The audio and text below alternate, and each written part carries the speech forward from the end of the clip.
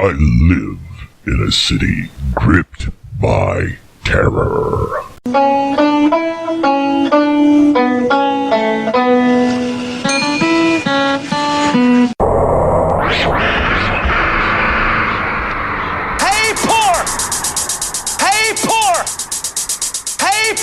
You don't have to be poor anymore. Jesus is here.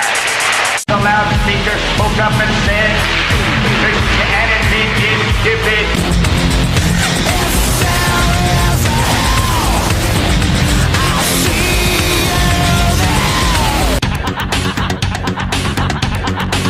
Greetings, fellow worker slaves, podcasting at 128 kilobits from the Fortress of Squalitude, not far from the redneck Mecca. This is the Atheist in the Trailer Park podcast. I'm your host, Tucker. Professor Fuzznuts is in my lap getting a tummy rub. Buttons is on the coffee table giving herself a bath, and Leela has decided she'd like to be outside today. Yes, it's a podcast hosted by a guy and his cats. Get over it. This is a news show episode where I cover stories in the news that are related to things like atheism, secularism, science, or I find just plain interesting. Next episode will be Skullbeard and I reading from the Apocrypha. And I'm not sure, but it may be our last episode of the regular Apocrypha. If it's not the last one, it'll be the next to last one. After that, we go into still the Apocrypha, but it's not commonly considered the Apocrypha because it's only found in the Ethiopian version, and there are no standard English translations of the works.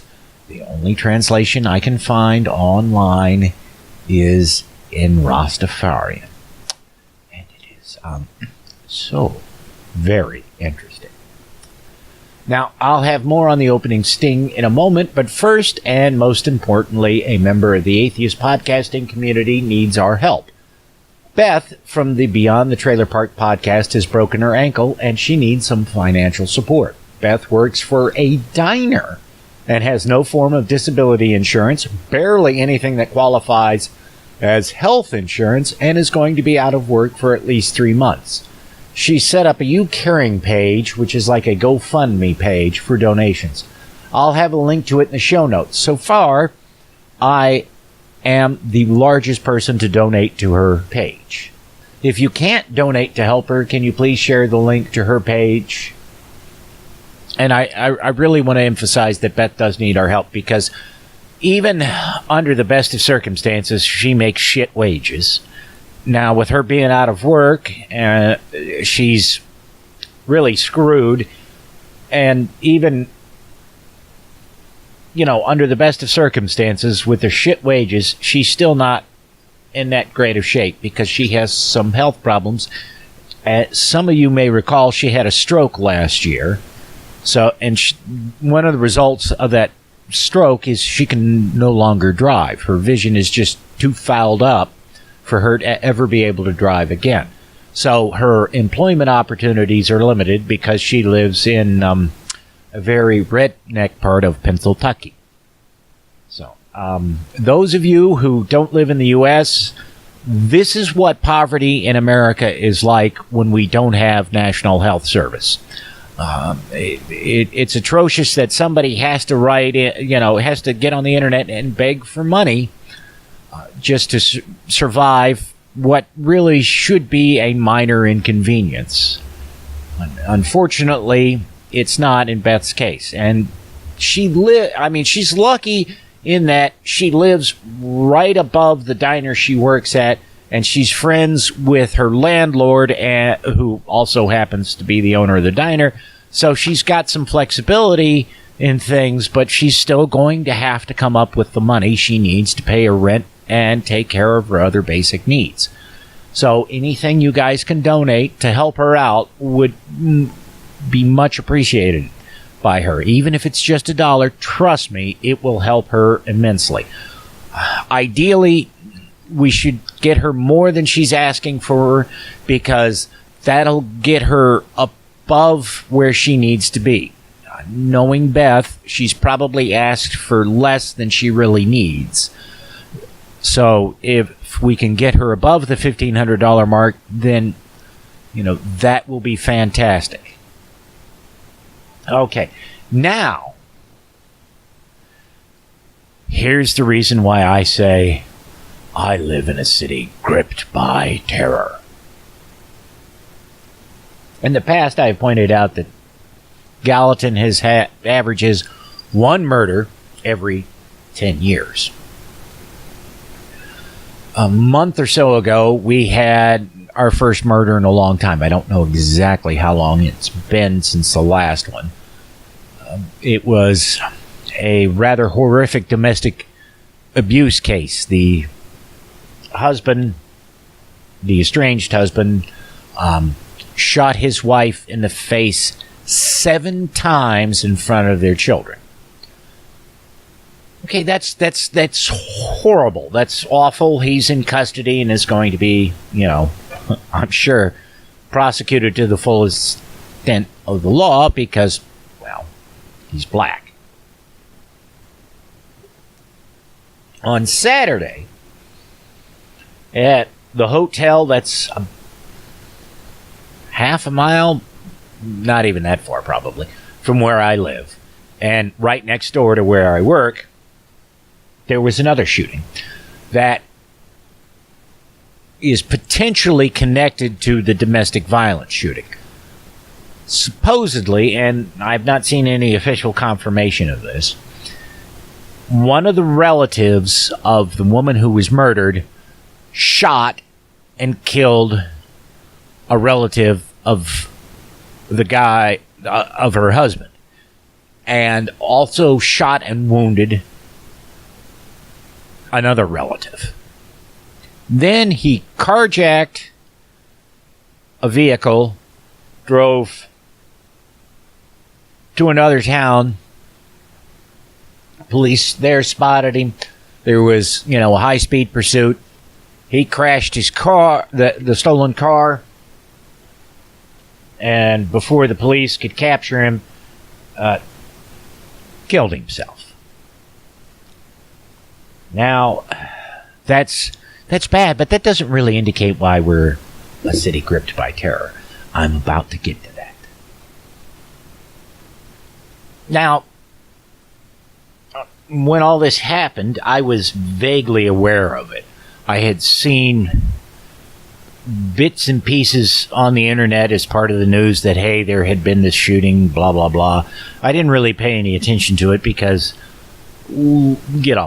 we don't have them that often here, and the odds of me being shot by anyone are relatively low. And that's the same for 99% of the population in the U.S., so I'm not saying I'm anything special, so I'm not really particularly concerned about it. Then,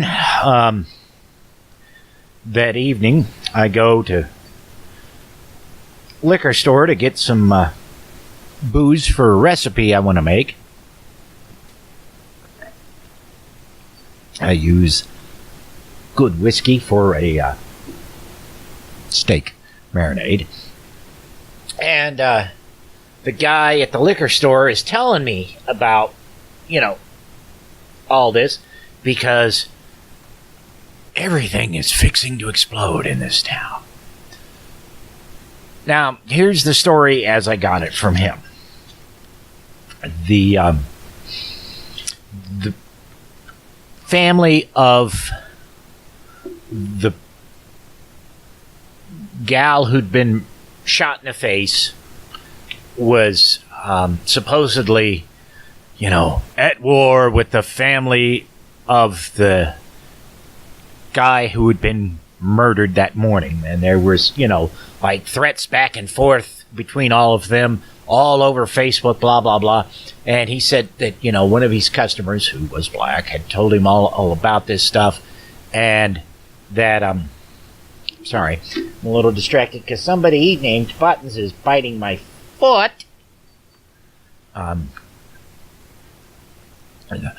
She had explained things, and then later on that night there was a black guy in the liquor store who was acting all weird. And, he was really concerned. And, he was so glad that the owner of the liquor store was there with his gun, and the owner made sure that the black guy saw the gun. And, he was worried that the black guy was going to come back later. And he's like, ain't no need for that black guy to come back. He bought a giant bottle of Grey Goose vodka. And once you got that, you don't need nothing else for the night. And he's going, oh my, we're turning into Chicago, man. Yeah, so, he tells me that, and I'm like, wow, that's really interesting. I can't help but pick on the not-so-subtle racism. After I leave the liquor store, I go to local grocery store to grab a couple of things I need for my dinner that night. And the cashier starts mentioning that the manager's having a really bad day. And I'm like, well, what happened? And then so she mentions that there were people in the store who were doing things that they weren't supposed to be doing. And that's a direct quote. But she mentioned that there were, people from one of the families involved in the shootings that we've had who were there who weren't acting correctly. Now, she can get into specifics. I didn't ask, but, I have to wonder if it wasn't just an assumption because the person was black that, however they were acting, there was something wrong with it, and it was all because of that shooting. I don't know. So, I'm like, it's like, okay, this is really interesting. Then, get my shit at the grocery store. I leave, stop off at a gas station on the way home to pick up a pack of cigarettes and get some coffee. And the cashier at the convenience store is telling me, about all this stuff that's happened. She's like, oh, there's been these people in here, and it's going to be a war in this town. You better be careful walking. And I'll point out, this is like 9 o'clock at night. And I'm just like, yeah, I ain't worried. Privilege of being a white male, possibly, but also just knowing that a lot of this shit is just talk, if it even exists at all. I get home, put the shit away, start dinner, immediately hop on Facebook and start poking around on some of the local pages and local groups I belong to. And sure enough, there's all kinds of craziness about this shit on those pages. And I just gotta say, there is, I'm not stating any of this as fact so far as what I've seen on Facebook, etc., etc. It's all just what people are posting, so I consider it to be bullshit that people say in the heat of the moment and don't really mean. Not that it shouldn't concern people that folks are saying things like this, but just it's not necessarily as dire as it may appear. So, in the local groups, there was, people asking, well, what the hell happened? These were all posted, early in the morning because one of the victims who was shot apparently had to be life-flighted to Vanderbilt Hospital. And the police had the whole area cordoned off while they were investigating the shooting. And then somebody posted some details, and that's when things started to get ugly. You had white people saying that, well, the motherfucker that did this needs to make his peace with Jesus because the cops are going to kill him. And you had other, a couple of black people saying now, who were, they didn't necessarily phrase it correctly in the sense that it didn't come across this way right off the bat. But if you were somebody who wasn't emotionally invested in this, you could see what their point was that they were trying to get at. Namely, their hope was that the cops would take the guy alive. White folks just didn't care. They wanted him dead. And they were angry at the black folks for suggesting that maybe the cops should take this guy alive. Yeah, and I'm just going to fucking say it. The whites in the group wanted that dude dead because he was black and killed somebody. They didn't care that he killed another black person. It was, he was an uppity Negro who killed somebody, and therefore he needed to die, and he needed to die before there was ever a trial or any of that shit. He just, because otherwise they're going to kill us all. And, somebody posted a screenshot that was supposed to be a message posted by the family of the woman who was shot saying, to the other family, we welcome you at our loved one's funeral. We know you're not responsible for this. We want to work towards, peace. We know you're grieving. We know you loved her as much as we did. Things like that.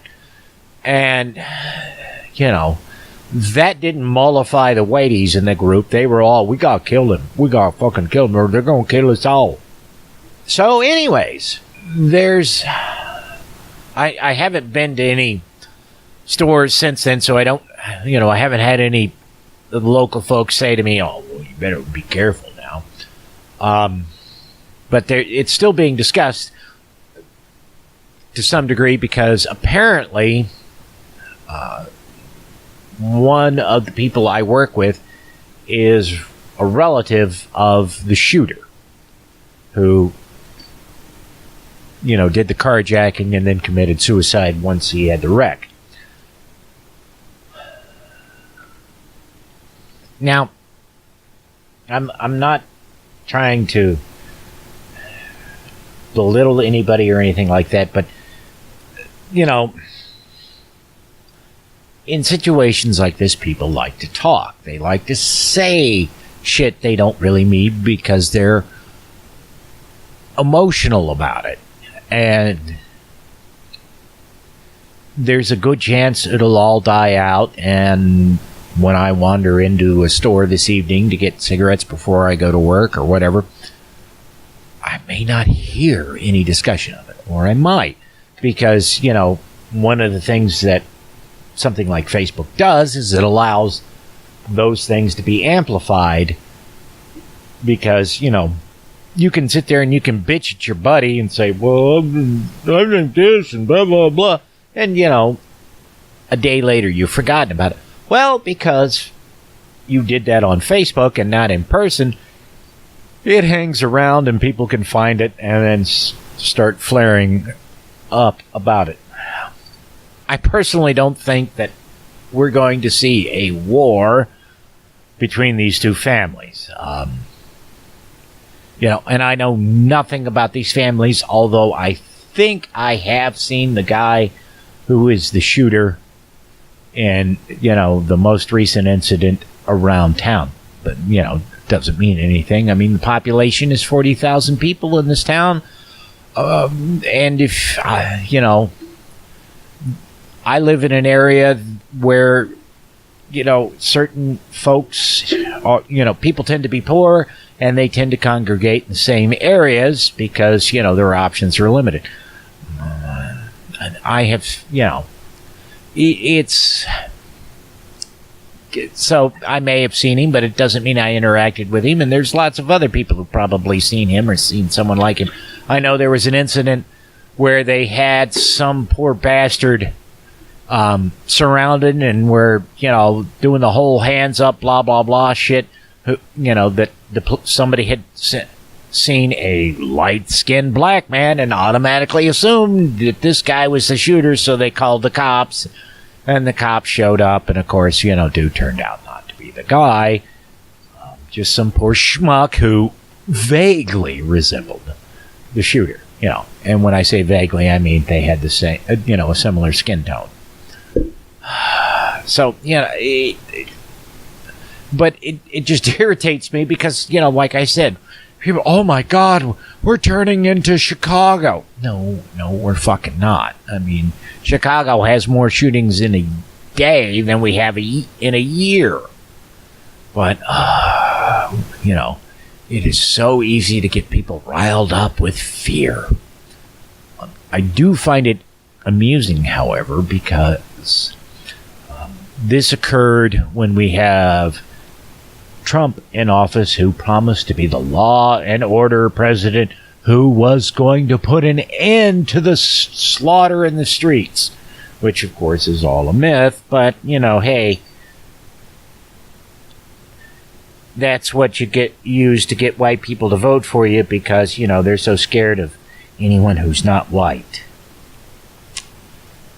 All right, now I've blathered on for 20 odd minutes about this incident, which is really more time than it would deserve, but given the fact that, it just shows how racist we are in this area, I figured it was probably a good idea to talk about it.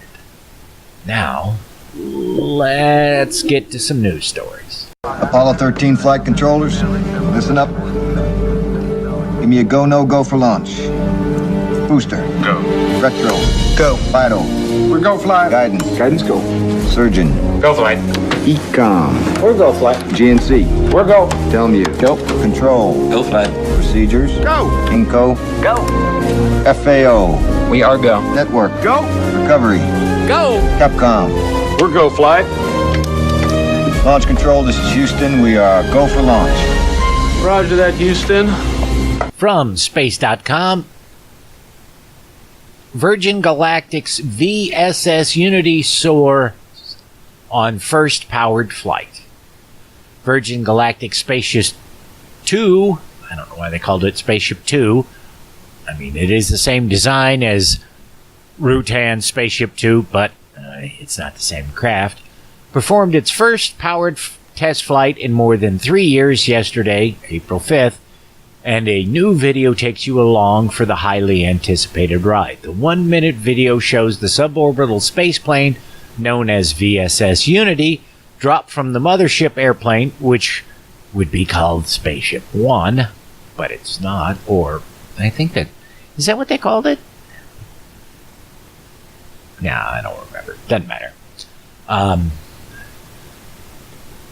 That carried it into the skies over California's Mojave Desert, zoom even higher under its own rocket power, and roll down the runway shortly after landing.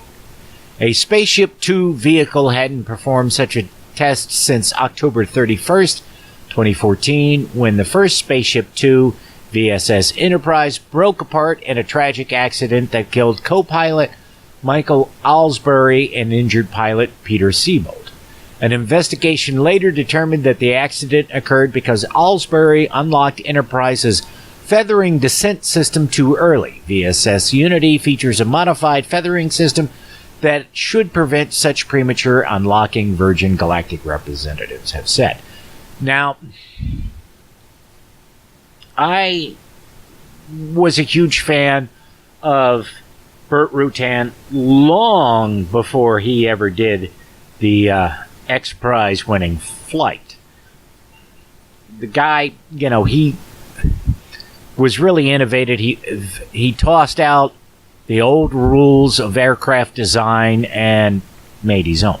Not really, but he basically went around and poked and did things that were experimental and unique, which nobody had done for a very long time. If you've flown on a modern jet, you've seen little winglets that stick up off the main wings. That's that actually dates from the earliest parts of powered flight. But aircraft designers dropped that. Burt Rutan brought it back, and then the NASA in the 70s or the 80s, did research on it as well and discovered, hey, if you put these things on there, the planes get better fuel economy. So that's why all modern aircraft tend to have them. And,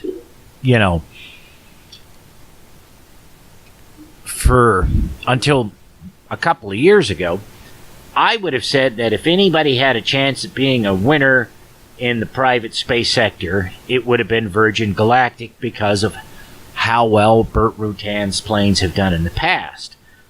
Obviously, that's not how things worked out because, we have SpaceX doing all kinds of launches all the time, and Virgin Galactic hasn't done dick, really, since it was formed. I mean, this is a big milestone. They did not go suborbital. They went about half as high as the X Prize winning flight went. But it's still remarkable, and I really do hope that they manage to keep progressing and pull shit off, because we need a diversity of ideas and diversity of technology in the space race. And we don't just have airplanes flying. We have airplanes, we have helicopters, we have gliders, we have aircraft that are, hybrids, like the V-22 Osprey, which is, both, can do a vertical takeoff and landing as well as fly like a conventional airplane. So we need these ideas, and I really hope that the Virgin Galactic folks are, this is finally them actually getting to the point where they can start doing commercial flights. Because, granted, it's $250,000 a seat if they actually start flying these things. But it, suborbital, you get like 15 minutes of weightlessness. That's fucking awesome. And the cost projections they have indicate that the price for those flights will be dropping dramatically once they start making them. Whether or not that'll ever happen, I don't know. But we can hope. The video is worth checking out. It is really, really beautiful. And I have to say that the decision to... it's not chrome plating, because that would be too heavy, but to do the mirror finish on the tail half of the aircraft was perfect, because it lends to some really beautiful photography of it. I know there was a documentary about winning the X Prize that Discovery did and released shortly after Rutan won the X Prize. It's worth watching because he's got a whole path laid out for where to go once they can get Virgin Galactic working. Of course, assuming that they can get Virgin Galactic working. So I am hopeful, and I am hopeful that, I want SpaceX to succeed. I want all the private space companies to succeed, because that's what we need. Blue Origin is the other, and there's a third private space company startup whose name I forget. They've done a handful of launches and put stuff in orbit, whereas Blue Origin hasn't.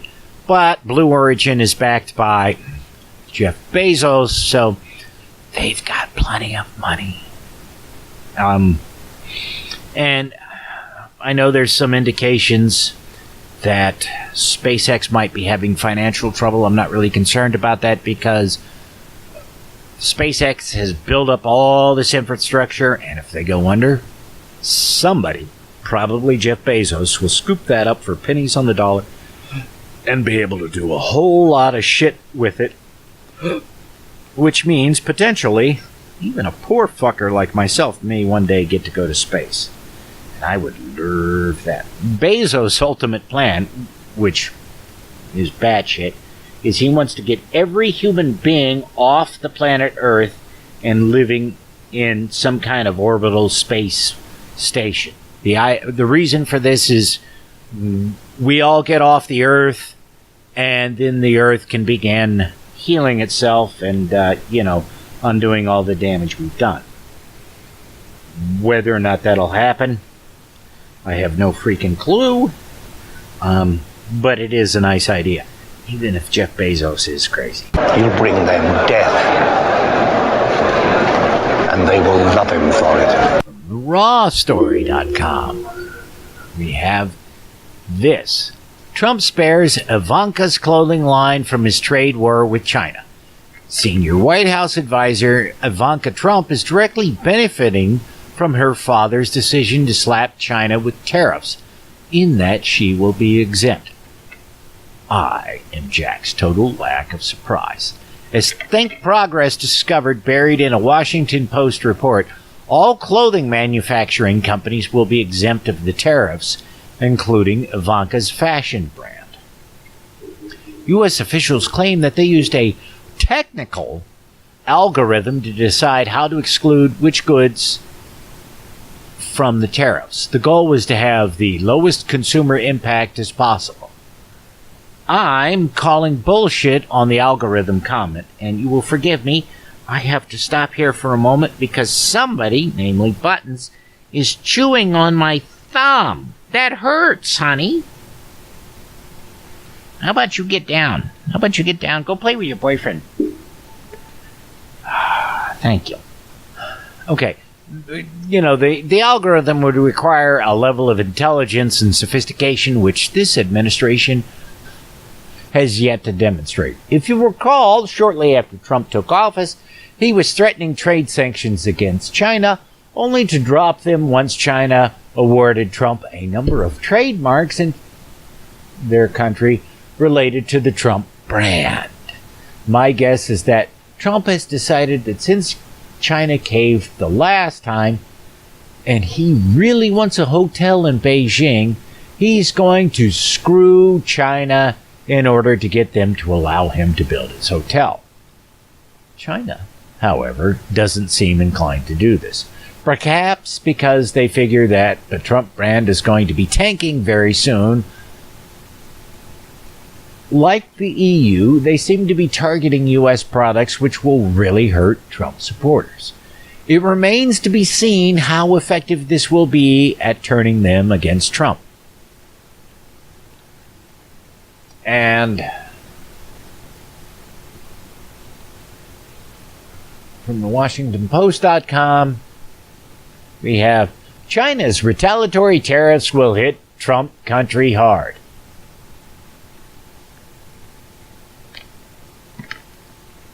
It was inevitable that China would respond in kind to tariffs levied against it by President Trump. The president argued that the trade deficit and Chinese theft of intellectual property necessitated taking economic action. But the net effect is that China will also charge more for American products to enter its country. Tariffs that are likely to affect places whose residents voted for Trump more significantly than voters in other areas.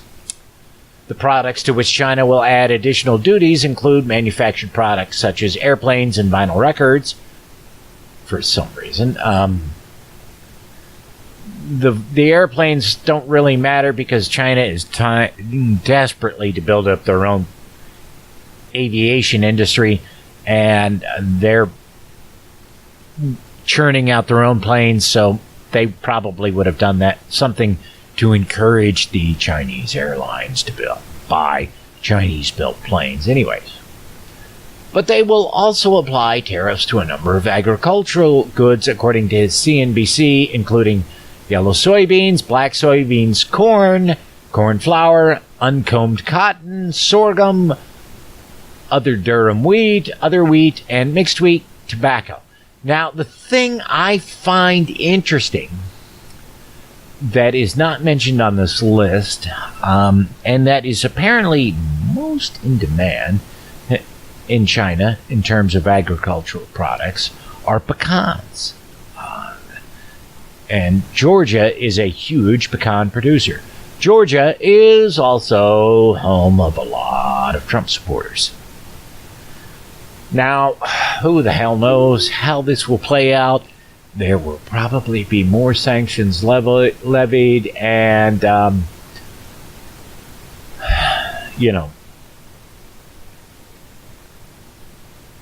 it'll be interesting to see if the Chinese do lever them against pecans, because the demand apparently for them in China is so great that like 90% of the U.S. crop ends up in China. So we'll see if they're doing stuff that actually punishes themselves as punishes the U.S. From CNN.com, Michigan will end Flint's free bottled water program. As Michigan ends a free bottled water program in Flint, claiming the water quality has been restored, some residents don't believe it's safe to drink or use yet. Testing has showed the levels of lead in the city's water are below the federal limit, and the water's quality is well within the standards, Michigan Governor Rick Snyder announced Friday. Dr. Mona Hanna Atisha, a pediatrician who was among the first to notice rising levels of lead levels. God damn, they wrote this shit illy. Provoking the governor to acknowledge the crisis, was disappointed with Friday's decision. Now, it's entirely possible that they fixed the issue, but they haven't done the things needed to restore the public trust. It's also entirely possible that they haven't fixed the issue, but they're saying they have just because, the people hurt hardest by this are brown, so they don't really count. I want to point out that here in this area, I used to work with a gal whose boyfriend had a job with the city water department. Guy was illiterate due to extreme dyslexia. And his job for the water department was to go around to various water sources and test them for water quality issues. And according to her, his method of testing them was, well, the water in the bathroom sink is like this, the water in the kitchen sink is like that, the water in the other bathroom sink is like this, the water in the bathroom toilet is like that, the water, he was not doing his job the way it needed to be done because he could get away with doing very little. It's entirely possible that this is something that's going on in Flint, so whomever's testing the water quality isn't doing an effective job. It's also entirely possible that they have fixed the problems. But again, they haven't done what needed to be done to say, hey, to convince people. And I have to point out that, the whole reason Flint had bad water was due to cronyism on the part of the governor. So as long as he's in office, people are going to be inclined to distrust anything he has to say about the water in Flint. At least the residents of Flint. The rest of Michigan may not care because, well, Flint has a large population of people of color. So fuck those bastards. It's disgusting, I admit, but that's how things work in this country way too many times. From Tennessean.com, State GOP removed 7 Senate candidates, 1 governor candidate from primary ballot. The state Republican Party took action Saturday to remove 7 Senate candidates and 1 gubernatorial candidate from the August ballot because they lacked the voting credentials to justify running as Republicans. And wait till you hear the reasons why they lack these credentials. The political subcommittee of the Republican Party Executive Committee recommended removing the candidates from the primary ballot for failing to meet the bona fide standards set in party bylaws. The state GOP's rules require that candidates be active members of the party and vote in 3 or 4 statewide Republican primaries in their counties of residence. Okay, let's just go over this here. I mean, first of all, how do they define active? Donating money, volunteering at events, showing up at meetings? Secondly, I don't see the logic of requiring someone to have voted in 3 of the last 4 Republican primaries. Not only does this lock out people who've only recently decided to get more involved in politics, but the state has no way to track which primary that you voted in, only that you showed up to vote in the primaries. Additionally, it sounds like if you've moved from one county to another, you can be denied being on the ballot if you haven't been in your new county long enough.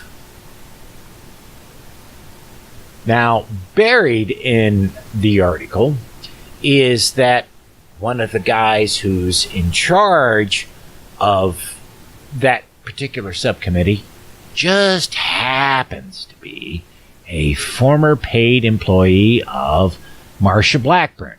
Marsha Blackburn is running for the Senate seat being vacated by Bob Corker. Corker, you may have heard of, because he was briefly famous as someone who fellatiated Trump and then suddenly decided, hey, this guy's an asshole, only to reverse his position and start fellatiating Trump again. Now, the weird thing about all of that, not really weird, is that Marsha should be a shoo-in to get Bob Corker's seat. However, polling indicates that she is well behind the Democratic candidate who's in the lead to get the nomination for that seat. Guy by the name of Phil Bredesen.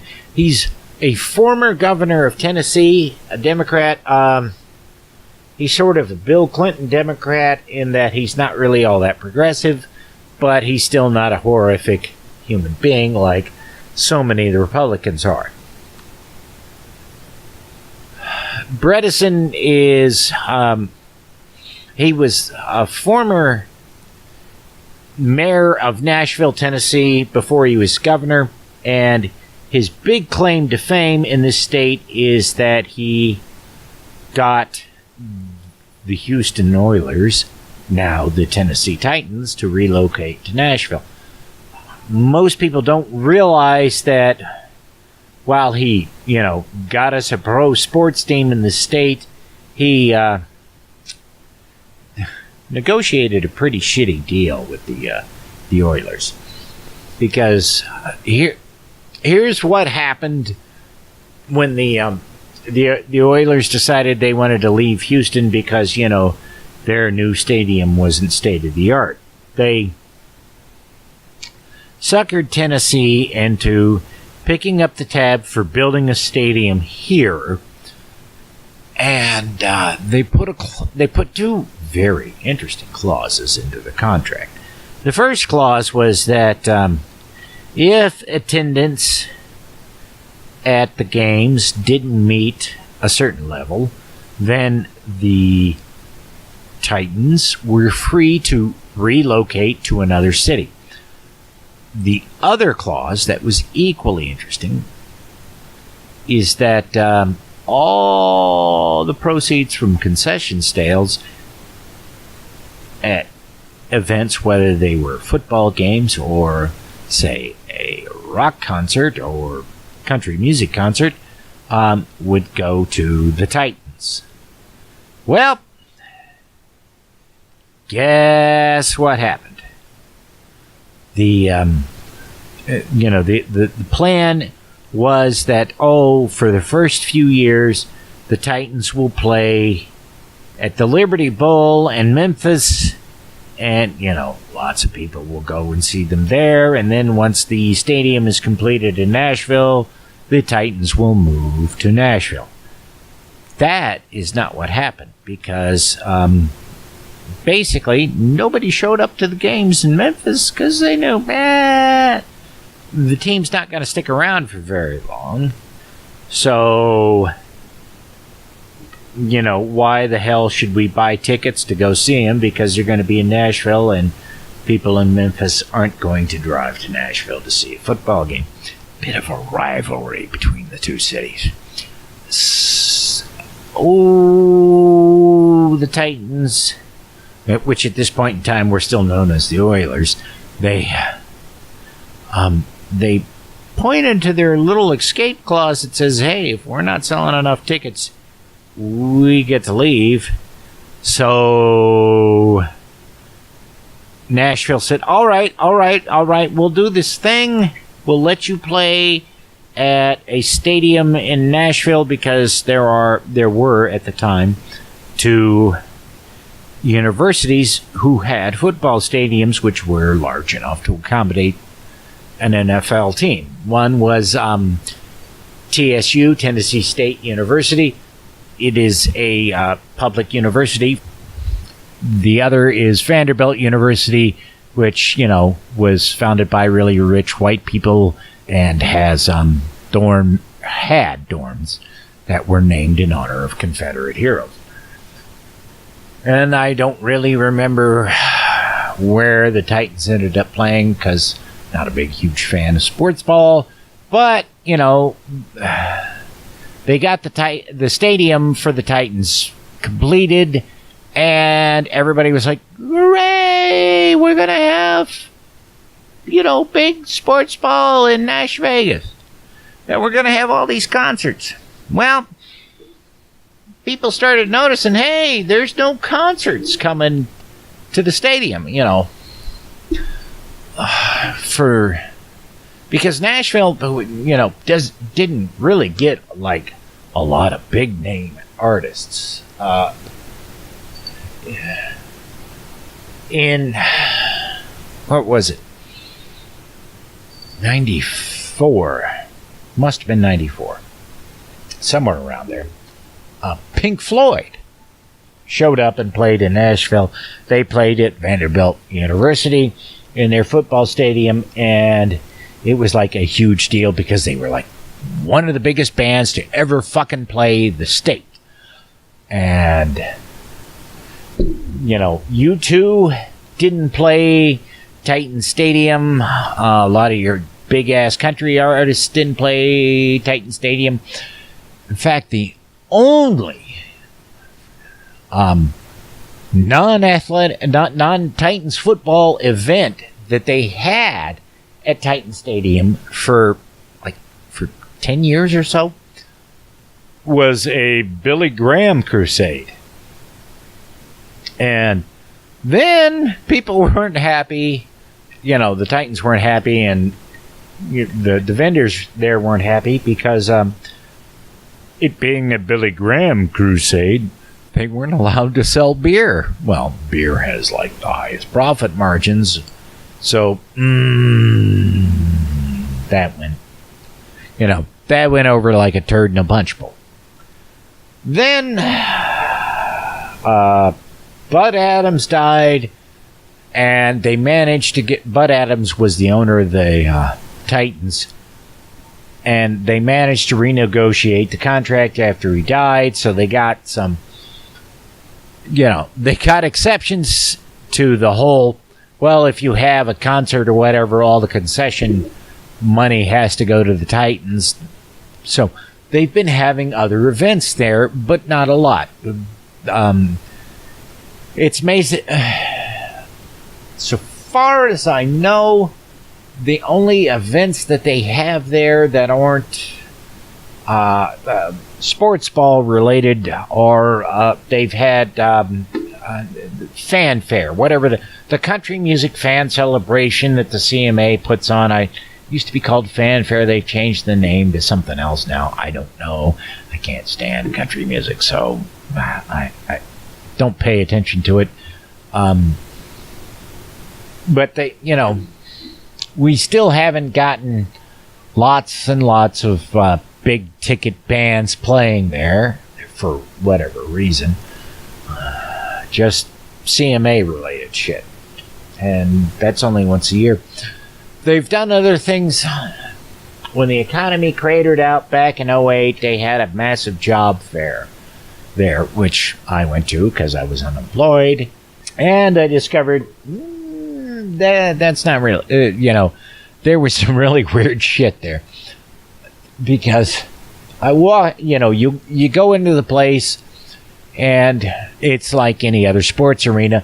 But the thing I couldn't help but notice were all these photos, giant photos of Bud Adams, who was the owner, as I said. And, there was not a focus on any of the various players or anything like that. It was all Bud Adams, blah, blah, blah.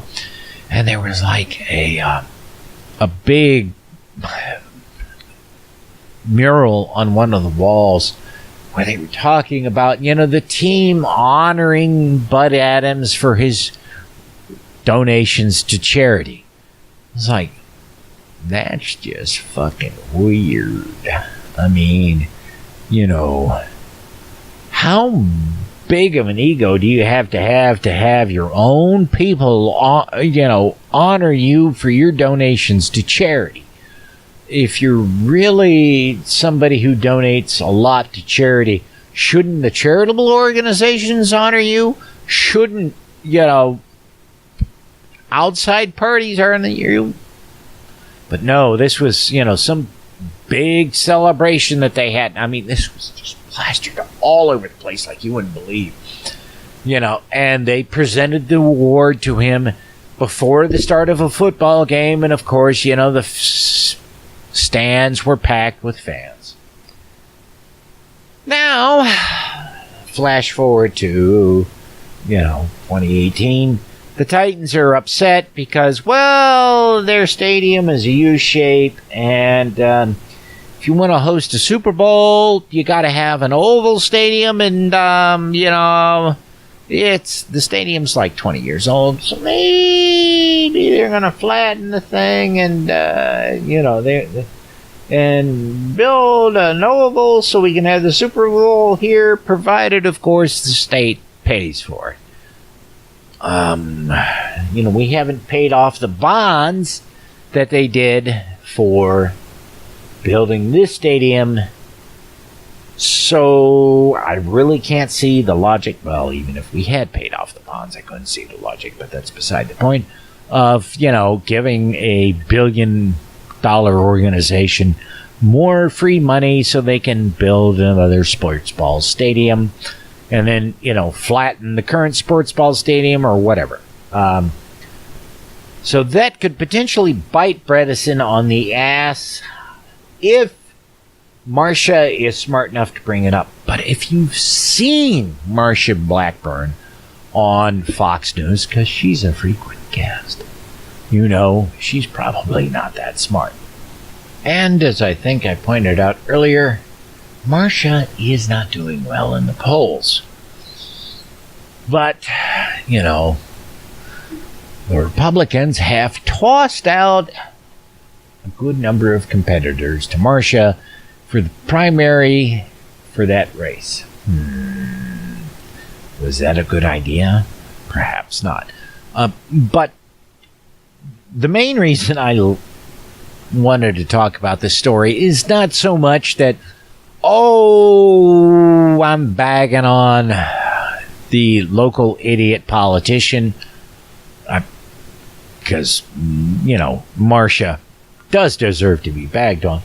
But I just want to point out that for all the people, and there are lots of them out there who are under the delusion that it's only the Democrats who play footsie with certain candidates during the primaries, that's not at all true. All political parties do it. You know, you can argue that the Greens didn't do it, but really, come on. They picked Jill Stein. There was some footsie going on because she had all this backing from the Russians.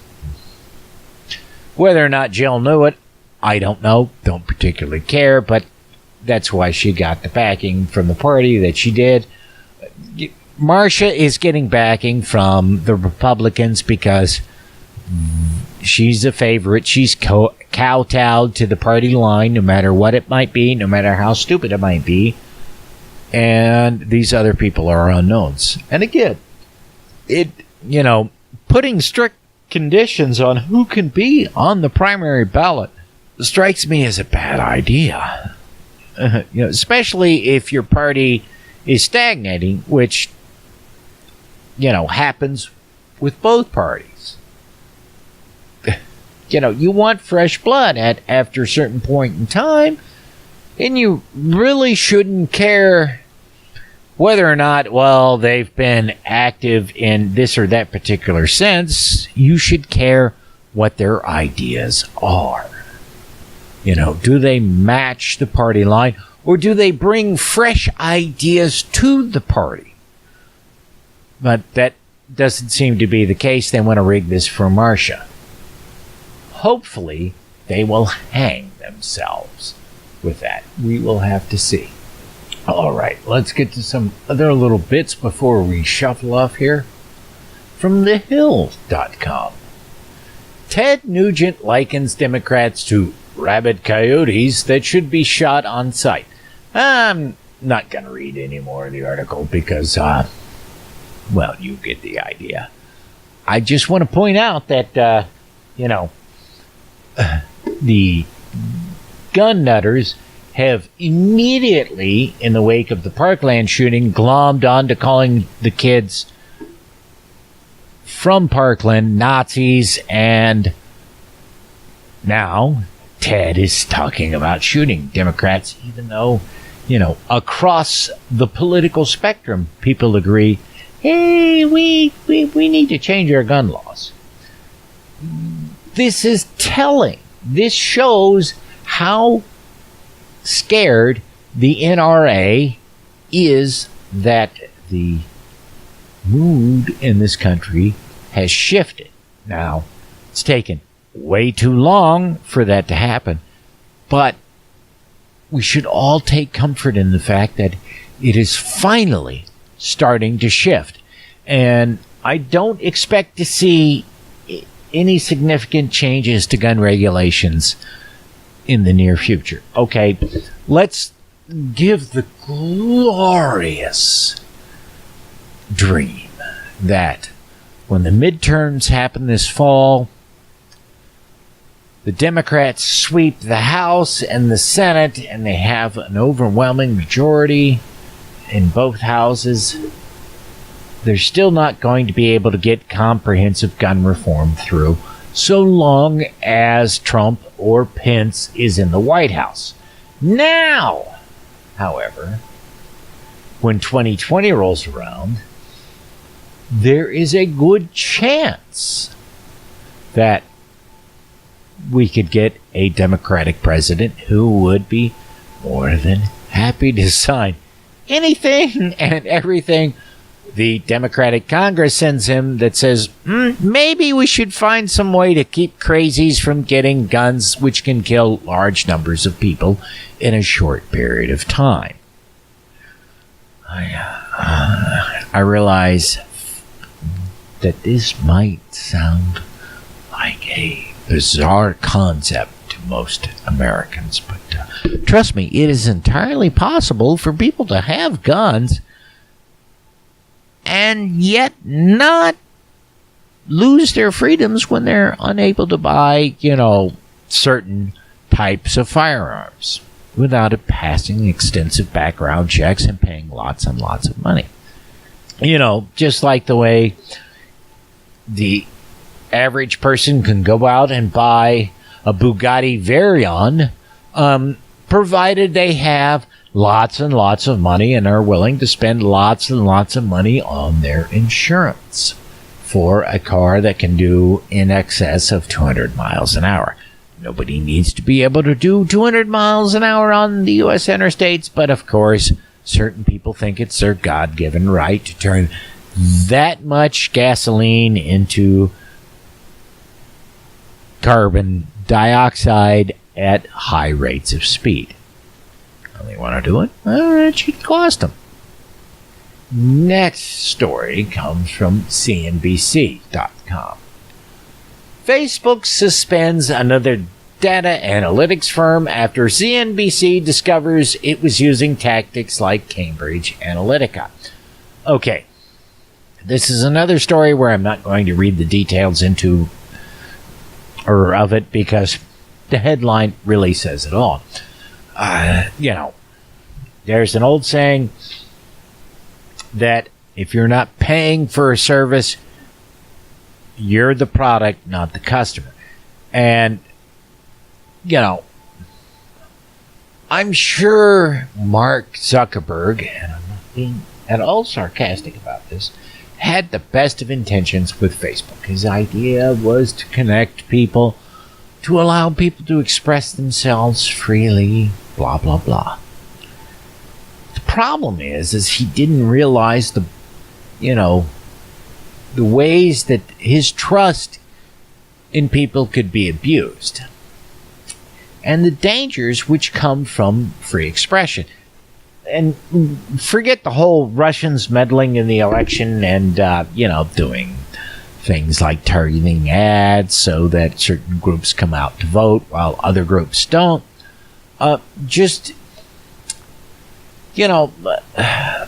Let's take a simple situation.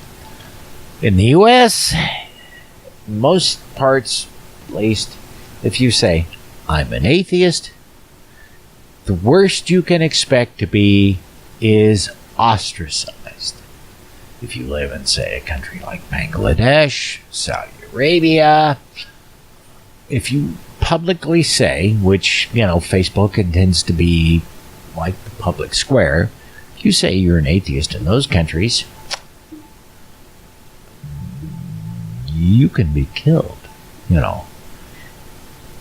Either the state will arrest you, put you on trial, convict you, and then execute you, or citizens will suddenly decide that you need to be hacked to pieces with a machete.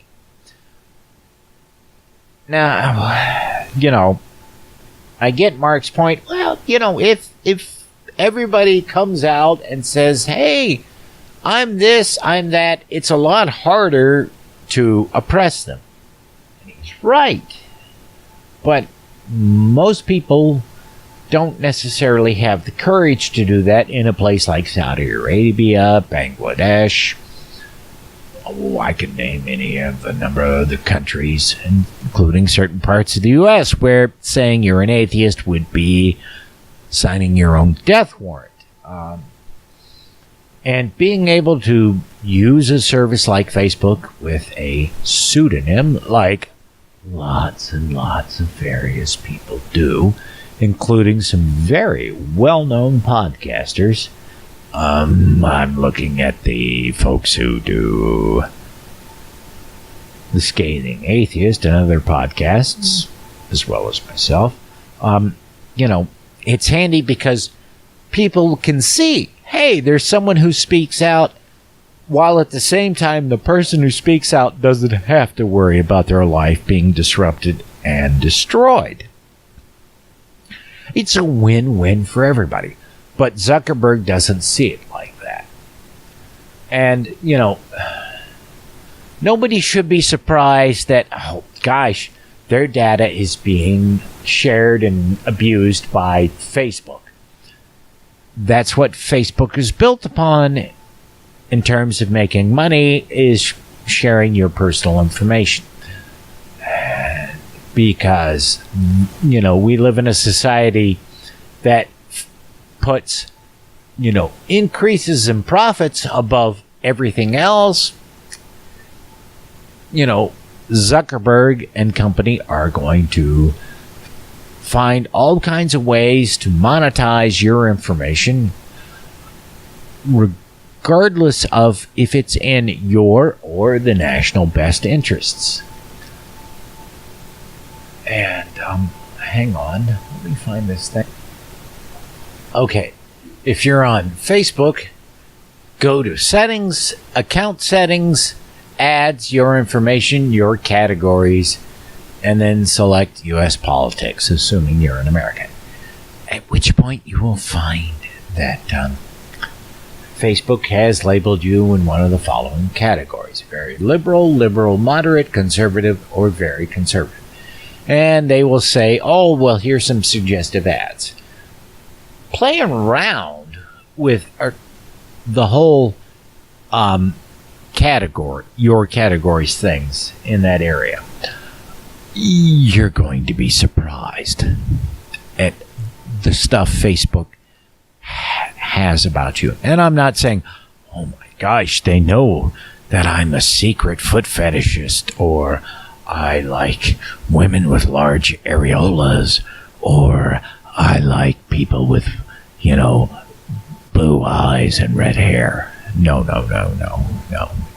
Just the weird shit. Like, okay, for me, one of my hobbies that Facebook says that I have was volcanoes. Okay, how the fuck do you have volcanoes as your hobby? That makes no fucking sense to me. And apparently, Facebook thinks I'm African American. Which is news to me and anybody who knows me, because I am Whitey McWhiteboy if there ever was one. But, so just, that's one of the problems. They sell all this crazy shit.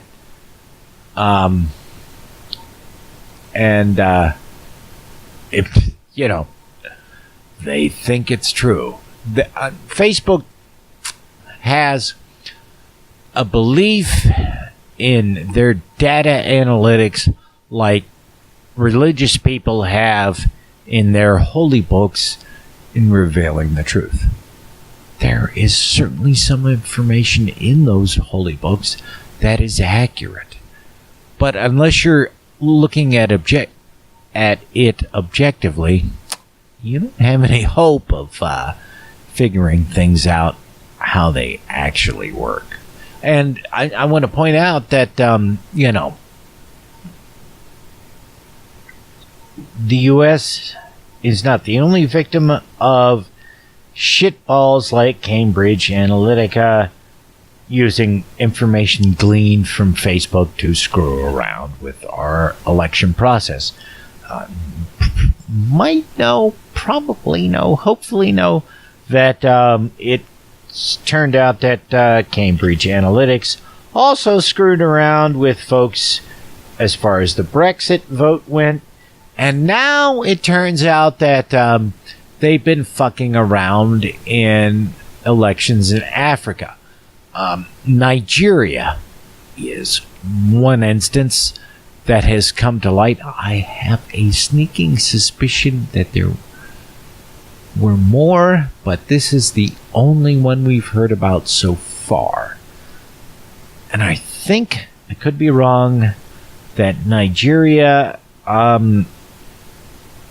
was an election where people were posting images of them on Twitter camping out at their polling places waiting for them to open. And, I'm not going to slam on them for that because, that shows how much they value voting, whereas most Americans would be utterly unwilling to do the same. Next piece comes from the WashingtonPost.com. A Georgia city proclaimed April as Confederate History Month. Then came the N-word. A former elected official used the N-word several times during a public meeting, offending a black member of a Georgia city's Board of Commissioners. And judging by the video, despite the fact that the city has a roughly 50-50 mix of whites to African Americans, there appear to be only 2 African Americans on the city commission. That's not how it should work.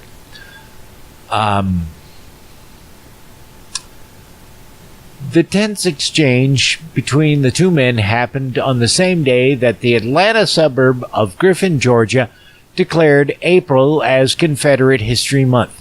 'Cause you know, it's about our heritage and our history, not about keeping them darkies down and enslaving them and stuff, even though that's really what we was fighting for. While speaking about the declaration during the public comments portion of the meeting, Larry Johnson, a former member of the board who was white, color me surprised, immediately turned his attention to Rodney McCord, who appears to be one of 2 black officials at the table. And there are 1, 2, 3, 4, 5, 6, 7 people at the table? Okay. What began as harmless reminiscing of their differences back when they were serving as city officials together, and I don't see how this could be considered harmless, as we will get to in a moment, quickly escalated when Johnson reminded McCord of a conversation he said they once had about race.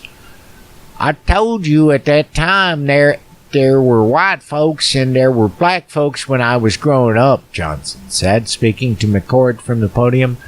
There was white trash, my family, and there was in-town. I live next to in-town. And of course you know what in-town means. The comment immediately caught McCord off guard while the other board members sat quietly. You live next to what town? He asked Johnson. And Johnson's matter-of-fact reply of, in town, son. Oh, God.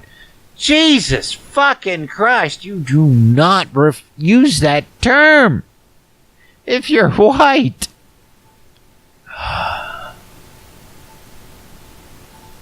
I'm telling you, son. Oh, my God. Now that changed. I'm no longer white trash. Yeah. The implication being that the white guy there managed to move beyond being white trash while the people who lived in what he called in town haven't. And son, as well as boy, is not a term you refer to somebody of color in the South. And if you're not really inculcated in Southern culture, you don't understand why this is a bad thing. I can remember when I was a wet behind the ears kid of 19 and I was working at McDonald's.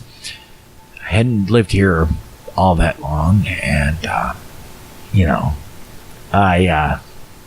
walked back into the kitchen, and most of the guys in the kitchen at the time were African American, and they looked at me and they're like, "Hey, what do you got to do today?"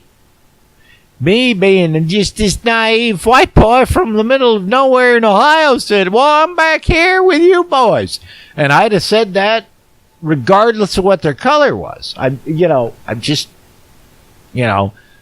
Because, boy, that was just a thing you said about people who were in your peer group.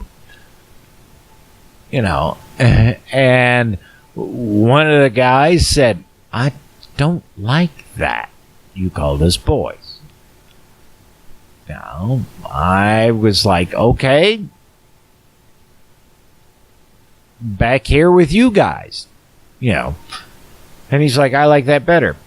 And, and he had every right to be upset with me. Just the only thing I can say is I had no fucking clue that boy was a racist term. And I'm not saying it shouldn't be considered that. I well recognize that the reasons behind it. It's just because I didn't grow up in Southern culture. I had no fucking clue, so I dropped that without realizing that I was being offensive. This asshole, however, absolutely had to have known that what he was saying was being offensive, but he did it anyways, because, what his heritage. Anyways, I'll have the article in the show notes so you can read it. It really didn't go well. I mean, the dude, McCord did the guy apologized to McCord, but then, he did the whole, the Civil War wasn't fought over slavery. Oh, yes, it fucking was. Anybody who trots out the whole states' rights argument, it conveniently ignores the fact that the rights the states wanted was the right to own another human being as property. So, fuck this ass gasket. Our next piece comes from BigLawBusiness.com. Homeland Security to compile database of journalist bloggers. The U.S. Department of Homeland Security wants to monitor hundreds of thousands of news sources around the world and compile a database of journalists, editors, foreign correspondents, and bloggers to identify top media influencers.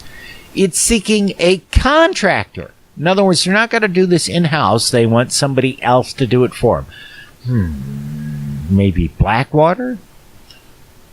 Or Cambridge Analytica? I don't know. That can help it monitor traditional news sources as well as social media and identify any and all coverage related to the agency or a particular event, according to a request for information released April 3rd. Now, there were a lot of people out there who were like, ooh, this is really fucking scary. And it is. I'm not going to downplay that at all. But, first of all, I have to point out that it should be standard practice for organizations like the NSA, the CIA, and the various intelligence agencies to already study foreign publications and bloggers, not for any malicious reasons, but just simply to see what's, how stories are being presented in those countries. Take, the whole Russian invasion of Ukraine. Obviously, the, intelligence agencies are going to want to know what Putin is telling his people about what's going on with those situations. And we know from that monitoring that, the Russians were denying that they had any forces at all in Ukraine, while all kinds of posts made by Russian soldiers were popping up on social media. So, it needs to happen for benign reasons like that. So you have to ask yourself, well, why can't the Department of Homeland Security just get the information from, the NSA and the CIA, et cetera, why do they have to have their own collection services? Isn't small government supposed to be about, cutting out redundancy and waste? And aren't the Republicans supposed to be about small government? And that raises a few questions. And then, of course, you have Trump's and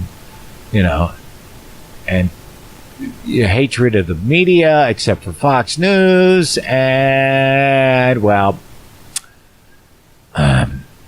you get the idea.